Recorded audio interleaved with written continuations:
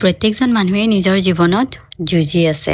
কেতিয়াবা যদি কোনোবাই মনে মনে আছে, ইয়াৰ অৰ্থ এইটো নহয় যে তেওঁ অহংকাৰী। আসসালামু আলাইকুম গাইজ, কি খবৰ আপোনালোকৰ? আশা কৰিছোঁ ভালে আছে। জাস্মিন মিনি ব্লগৰ পুনৰ অন্য এটি নতুন মিনি ব্লগলৈ আপোনালোকক সকলোকে স্বাগতম জনালোঁ। ব্ৰেকফাষ্ট কৰাৰ পিছতে দুয়োজন ওলাই গ'ল। ইফালে আকৌ ঘৰলৈ যাব লাগে বুলি আৰু আৰমান স্কুলৰ পৰা অহাৰ পিছত মই আৰু আৰমান এয়া এতিয়া গৈ আছোঁ লখিমপুৰলৈ। দেই আৰমানক এই আইচক্ৰীম এটা কিনি দি লৈ বহাই থৈছোঁ, নহ'লে বহুত উৎপাত কৰে।